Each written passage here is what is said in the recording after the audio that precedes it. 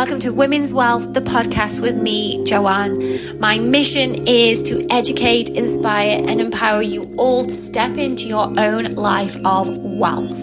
That feeling of being so rich in your mind, body, and soul. I'm so happy to have you here. Let's get straight into it. Hello, welcome back to another episode of Wealth with Joanne. Of course, I am Joanne and I'm flying solo today and for the next few weeks. So a few solo episodes before I have a few weeks off in July. I have some amazing guest podcasts pre-recorded, ready to go. So I'm saving them for when I am on my travels. I'm not actually going far this summer. I'm traveling back to the UK for a week, and then I'm actually coming back and taking some time off in Dubai. Of course, I'm saving for the wedding. So sensible this summer, we have decided to stay put. No big holiday. We're going to do a staycay. And I will be updating you on the progress with planning the wedding through my vlog. So that's a nice little seamless link to go and check out my YouTube channel, Wealth Life. You can watch the podcast there. So if you're listening to this, but you would also like to see me, head over to my channel. Just type in Joanne Wealth Life. You can go through all of the previous episodes, see the guests, and that's where I share my vlog and Wealth Life videos. Last week, I went for an amazing viral face fit session. It's a workout for your face, and I feel like I'm still glowing. It's been nearly a week, so a week tomorrow. And yeah, still loving the effects, just admiring my glow in the mirror here. I'm also actually glowing because I'm wearing, this isn't a plug, I just want to share it with you, the Beef Tallow Face Contour Balm. I've had really sore lips this week. I don't know if it's the dry air in Dubai, and I forgot that I had this balm. As you can see, it's a nice little pink, nice little flush, so you can put it on your cheeks, put it on your lips, and it's so soothing. So that's also where my glow is coming from today. Anyway, let's get into today's episode. So I want to share with you today something that's happened recently. So here in Dubai, there's no NHS, so everything is on insurance and certain things you have to pay for, and your smear test is one of those things. However, you can buy a really good package, so you get all of the blood tests. They check everything, that your hormones, thyroid, there's a huge list. You get your smear and you also get a breast examination. So all good. So I went there, and it's actually, obviously with the NHS, you get your smear on the NHS, but as I can recall, you don't get the blood test. So you'd have to go separately to do that. So it's quite, yes, you have to pay for it. I think in pounds, it's about £50. In dirhams, UAE dirhams, it was 250. So yeah, roughly £50. And I really do think it's a good package. So you get all of those things, and I tend to use this as my MOT checkup. So a few years ago, I had, it would be from maybe 8 years ago, I think I had 3 abnormal smears. So I had biopsies, I had is it called the LEEP, where you get them lasered, electrocuted off? Gosh, that sounds awful.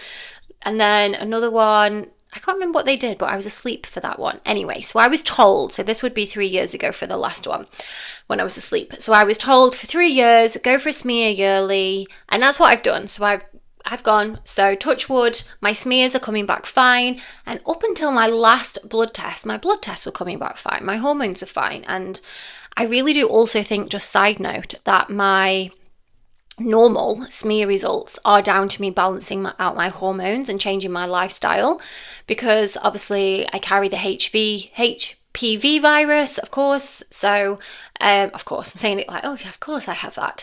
So that came back, and if you're not sure what that is, basically the HPV virus, a lot of us have, but there's certain markers in that. And if you have those markers and abnormal cells, there's a higher risk of those abnormal cells turning into something else. Anyway, so that's not what the podcast is about today, but just a little bit of information for you there. So don't panic if you have abnormal cells. It is just, it can happen, it can be hormonal. I really do think, and I'm not a doctor. Everything I say today, actually, disclaimer, is not medical advice. It's all my own personal research, living life, just an update. So anything that I say today that you're unsure of and you might want to find more out, reach out to your GP.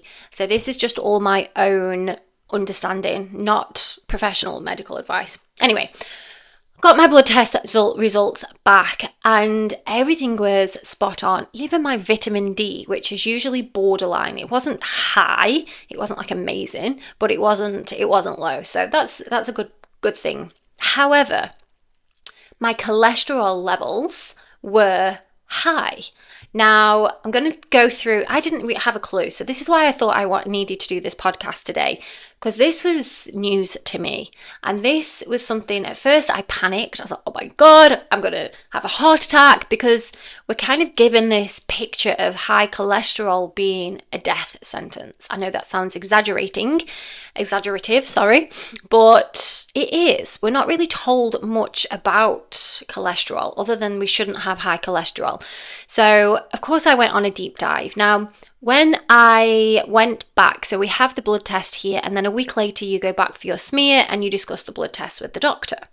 So, of course, as part of that, you have your height, your weight, your blood pressure, again, all fine. So when I went into the doctor, she obviously looked at me and we went through the bloods and she checked everything. So she's like, well, sometimes high cholesterol can come from a thyroid issue, but my thyroid was fine. My hormones were fine. So it was kind of like, so where is this coming from? So she asked the questions like drinking, smoking, obviously negative to both of those. I lead an active lifestyle. And it was kind of like, okay, so where do we go next with this? And this is what I wanted to talk about today. Some of the myths, some of the conspiracies, some of the things that I've learned over the last few weeks since finding out, it's been 5 weeks that I had this high cholesterol. So I'm just going to talk through the numbers. I'm just going to stick with the overall number today so it doesn't get too confusing with numbers. My overall cholesterol was 232. Now, the border that they say is 200. So anything 200 and below is fine. Anything above 200 is then in the higher zone. I think there's another zone above my 230 as well. So just having a look at that overall number. Now, I was quite shocked because, like I said, I do lead a healthy lifestyle. I don't eat, and this is where the myths come in. So I was like, well, I don't drink, I don't smoke, I don't eat lots of fried food, I don't eat lots of takeaways. I move my body, and I was kind of like, well, what am I meant to cut out then? Like, what am I supposed to do? And this is what I said to the doctor. Like, what do I do? Because I'm also within healthy weight range. And when I was doing my research, it said the first thing would be as well to lose 5 to 10 or 10 to 20% of your body weight. Anyway, if I did that, I would be at the doctor's for another reason, because I would be underweight and probably malnutritioned. So I was kind of like, well, what do I do? Because I don't want to lose any weight. I used to struggle, and I know people always like, oh, what a shame, you used to struggle putting weight on. And for someone who, while I was going through my anxiety, really struggled to put weight on, now I'm at my healthy weight range, the last thing I want to do is lose weight again, because I look at pictures of myself, and of course my mindset was very different then, but I wasn't healthy. I had kind of grey skin, dark eyes, now I'm within the healthy weight range. I want to stay there. And I've also really tried to work on increasing my protein. Protein is important for women, those healthy fats, eating red meat. So all of these things that I was kind of like, yes, I'm doing this, the butters, and then suddenly it's like, oh, actually you have high cholesterol. So I was like, well, what the hell am I meant to do? Like, I felt really stuck. The thing is as well with high cholesterol is that there's no symptoms, so I don't feel any different at all. I still have the same energy, so it's not something that you can judge on symptoms. It's literally, and that's just one thing I'm like, oh, it's inside me. There's nothing that I can do other than go and have a blood test.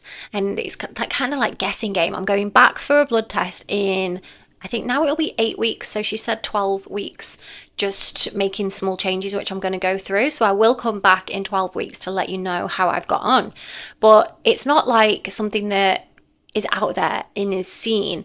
And since I found out that I had my cholesterol at 232, I was like walking around the mall and looking at people eating McDonald's and donuts and thinking, well, what about their cholesterol? Because they, like, I guess that's a little bit judgmental of me. But I just felt a bit like, gosh, I do all of the work. Well, I try to do the work to keep myself healthy. And then I'm still told that, oh no, actually, you need to do X, Y, Z. Look at the numbers as well. Like, how common is this? And just by mentioning it to my friends, I also found this is very common. So in the UK in 2021, 59% of people were in the same range as me, had high cholesterol. And I also read that more than half of Brits can be living with high cholesterol and they don't even know it. And again, I wouldn't have found out unless I'd gone for this blood test. But having high cholesterol can then also lead to other things. So of course, heart attacks, problems with the heart, strokes, even dementia. And this is where I kind of had a little bit of a spiral of, oh my gosh, I need to learn more about this, and let's see what I can do, because I actually thought I was doing all of the right things. I also think I had the impression that it was kind of a older person thing. So my mum, last time she went for a checkup for something, she had high cholesterol. So again, I was kind of like, oh, well, mum, you're not getting any younger, so you need to look at your diet. And she is a smoker. Stop smoking, which I get on that. If you're listening to this, mum, I'm still saying it, yes. When I was younger, I used to hide her cigarettes from her, but I think she's from the generation of, they just do what they want anyway. So yeah, I put that in the bracket of that's something that I can avoid as I get older. 53% of men age 16 to 44 have high cholesterol. So it's not just an older person's problem. 46% of women in that age range. So basically it's half people from age 16 to 44. So that's the bracket I am in, that have high cholesterol. And again, if you're like me listening to this and you also put it into the box of something that I'll think about when I get there, or it's not going to happen because you're in your 30s, you're in your 40s, or if you're younger than that listening to this, again, it's something we don't think about. So a genetic, I'm not going to try and say the word, I've wrote it down here, familial hypercholesterolemia, so just family high cholesterol, affects 1 in 250, so 220,000 in the UK. 90% are left undiagnosed.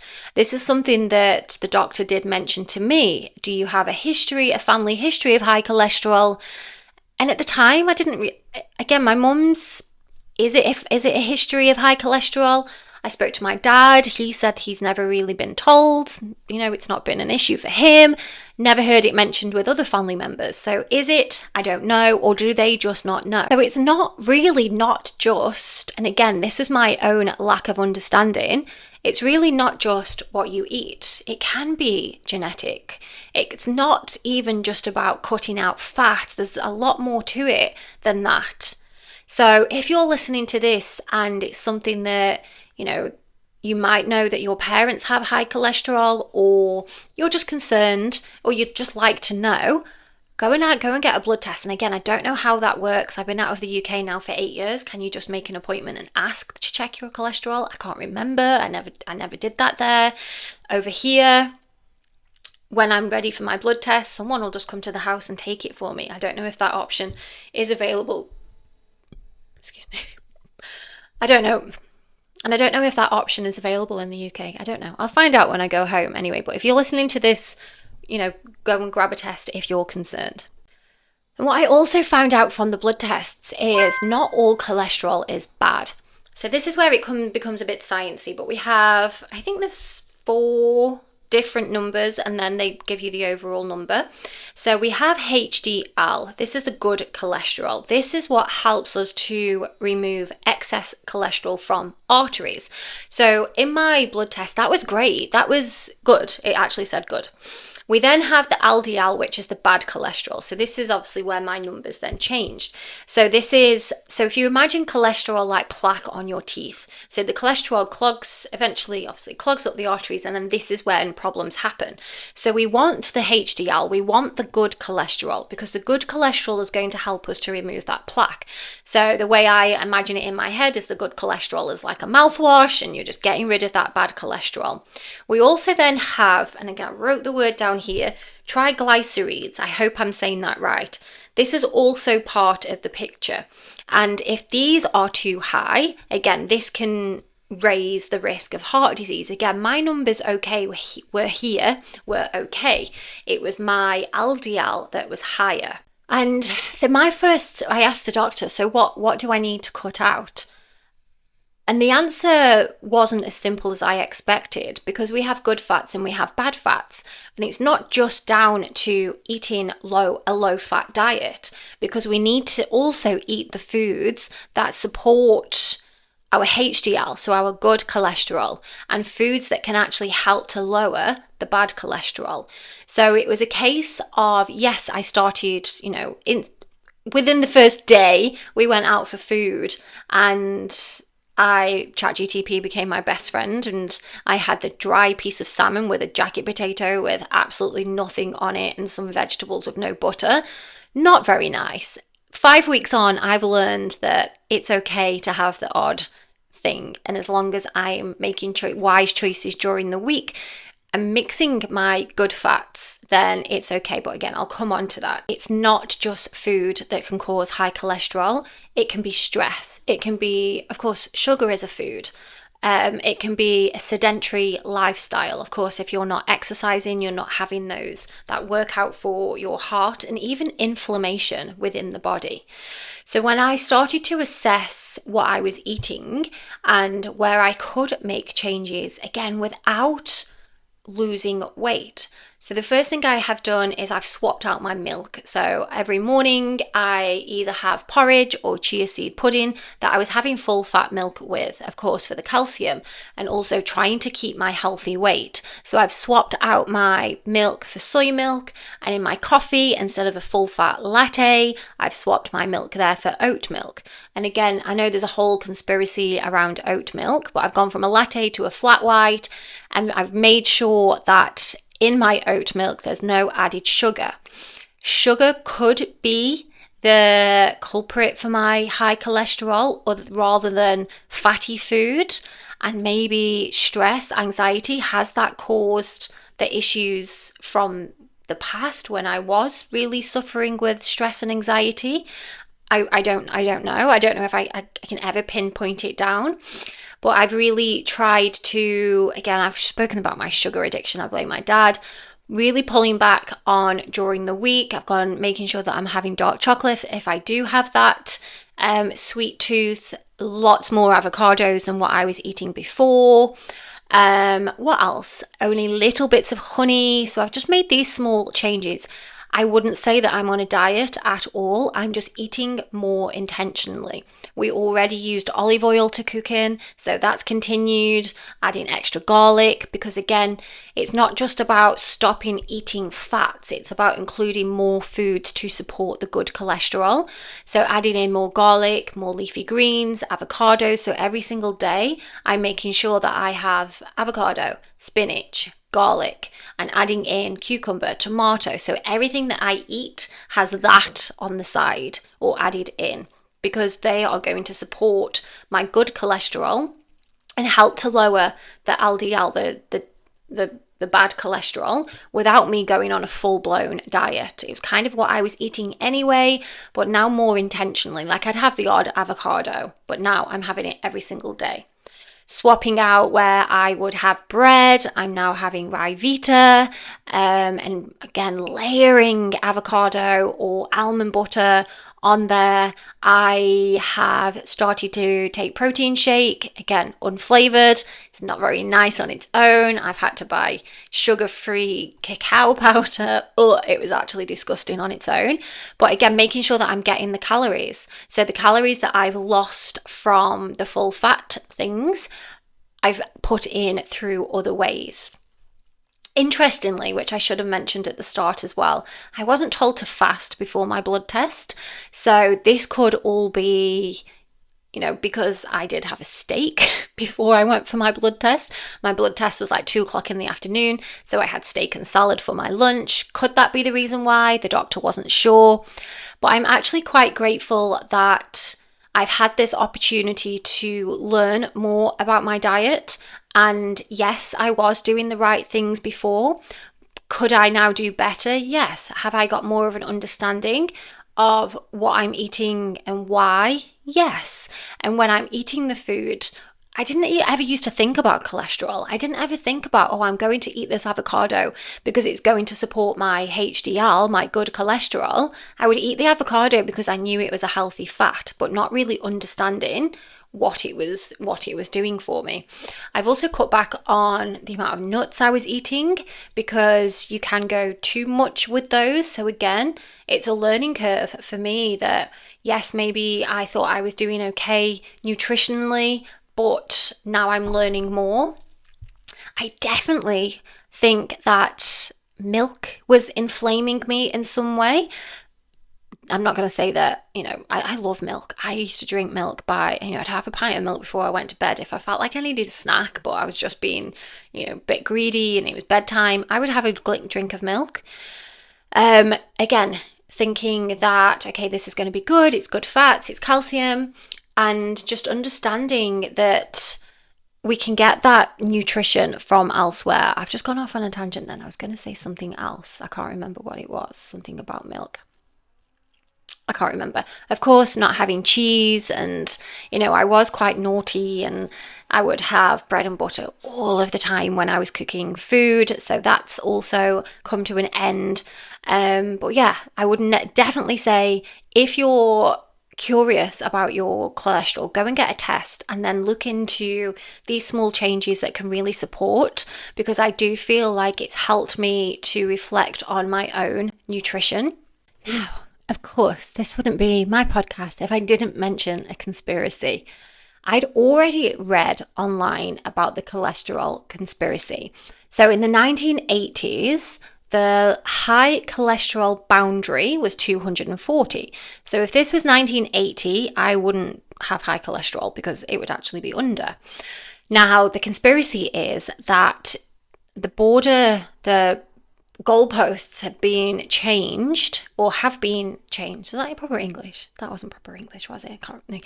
Anyway, the goalposts have moved. That's the saying I was after. To push more people onto prescriptions, onto statins, onto lifelong drugs. Now, this wasn't mentioned at all when I spoke to the doctor. However, this has happened in other areas of health. Again, if you have high cholesterol, when you go to the doctor and they offer you these drugs, it's your choice whether you take them. Although do your research and really try to see if through more natural methods, little swaps like I have done, looking at your diet, your exercise, your sugar intake, your stress levels, really beginning to focus there rather than jumping on to drugs, onto statins. Now, they will be useful if, of course, you're doing all of the things and you can't make any changes in your diet, and maybe it is genetic. But then there are also options for, what's it called? I can't think. It's something husk.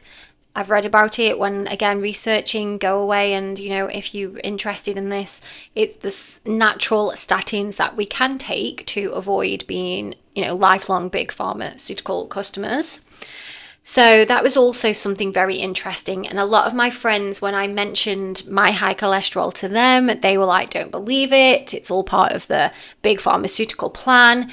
Who knows? But like I've just said, I am grateful that it's allowed me to reflect on my own nutrition and what I am putting into my bodies, more than one, what I'm putting into my body, because it really has allowed me to learn. I read, and again, this was highlighted in my own understanding of cholesterol, that we pin it on fat and fried food. Because again, I was like, oh, I don't eat much fried food.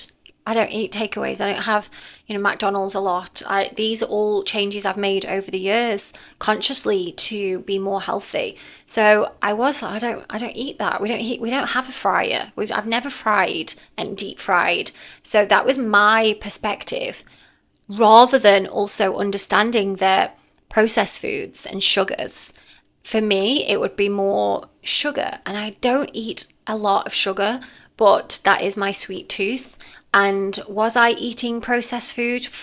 Cheese is processed, I guess. I'd also stopped eating bread unless it was made in the bakery. Sourdough, I'd already made these changes, which is why I was a little bit like, But if you haven't made those changes, they could just be some simple changes that you can make. So cutting back on the processed foods, cutting back on sugars. Where are you getting added sugars from? If, sometimes we eat things and they're labeled as healthy, but they're not actually. So again, going and having your own research there. But it was very interesting that, 40 years ago, I wouldn't have high cholesterol because I was in the safe boundary. And of course, no one ever talks about that we need these good cholesterols in our body to help us to fight the bad cholesterol. Imagine the little HDLs and the LDLs having a little fight in your artery. And I'm not saying don't trust the medicine or the doctors, but do your own research and don't let fear drive your decisions. So again, I wasn't offered these, but I did go away and do my own research. I'm still doing my own research. I'm learning every time I go to have something to eat. Not every time, but a lot of times, if there's something that I'm unsure of, I'm like, is this good for my cholesterol? I'm just asking ChatGPT. It's amazing. My ChatGPT also analysed all of my blood tests as well. I just copied and pasted the whole thing in and told it to analyse. And of course, it also shared the cholesterol there. ChatGPT did also tell me that because everything else is fine, it might be a genetic thing. So let's see in 8 weeks' time. Okay, so just going back to what I'm doing then. So I've swapped out my milks in the morning. In the afternoon, I'm making sure that I have a nice piece of fish with spinach and nuts and all of the good things. And then my evening meal, cooked in olive oil. Again, sticking to fish for the time being. Small amounts of chicken. I feel like chicken does inflame me. Not to sound like, it has to be organic, but I don't really trust the chicken in Dubai. I feel like it's pumped full of hormones. It tastes different, so I'm not really eating chicken, and I've really cut back on, instead of having 3 steaks a week that I was doing, because I'm kind of trying to follow this carnivore diet, I've cut back on the red meat. At the weekends, I'm just eating normally. Same breakfast as I do in the week, probably the same lunch, but we had takeaway, we've had pizza last night, we had Krispy Kreme.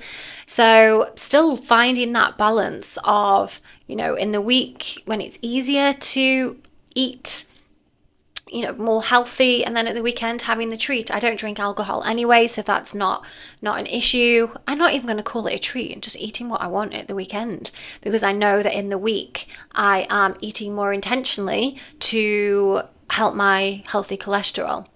So swapped out. What else have I done? I think I've mentioned most of the things. I had a lot of salmon, but again, salmon is really good for your HDL. So swapped out my steaks for salmon. And of course, I'm active anyway, but I've really made sure that I do my yoga. Obviously, I'm teaching yoga, twice a week yoga, Legree class, and I've also restarted. I was kind of dipping in and out of HIIT, so I get one big cardio. But again, you need to listen to your body. I know that if I do too much cardio, that it spikes my cortisol levels, I lose weight really quickly, it doesn't make me feel healthy, but I know that I need to add that cardio in for my heart. So again, planning intentionally your workouts and have the intention behind your workout to what it is you want to achieve. So if it's strength, adding your strength training, which can also help your cardiovascular activity. If you have high cholesterol, can you go for a brisk walk instead of a slow walk? So just looking intentionally at your workout regime as well. And of course, because high cholesterol can be caused by stress, anxiety, really tuning in to my pranayama, my breath work, meditation, giving myself that time to slow down, allowing myself time to reset. And if I found myself getting stressed over the past 5 weeks, I've completely slowed down. Hence why the podcast has had a bit of a break in between, I think maybe 10 days since my last post and recording today, because I really wanted to work on the afternoons when I would usually record the podcast. I've had a chill out time because again, I want to see if this works. I want to lower the high cholesterol. Unless it's genetic, then we'll have to look at other things, but lowering my stress levels. There's been a holiday this weekend in Dubai, and to the point where I've chilled out that much, I'm like, I need to do something. So I'm recording this on a Sunday afternoon because I was like, right, I feel like I've had 2 solid days where I've been to work, I've taken taught in the morning, but I haven't done anything else. I've watched Sex and the City, we've chilled out, we took the dogs to the desert. So yeah, it felt like really good today to actually do some recording on a Sunday. And just to close off, this isn't just a journey of a diet and, oh, I need to eat better. It's really allowed me to learn, and this is a journey for my future self. So having these numbers and learning about these numbers again was a bit of a shock because I thought I was doing all the right things. And it's nice to just be able to take that time to have a little reset, to learn a little bit more and live more intentionally to look after that part of myself, which I guess my intention wasn't there before. It was more, I've always eat intentionally for longevity and health, but not specifically my heart health. So it was more hormonal balance and hormonal health actually.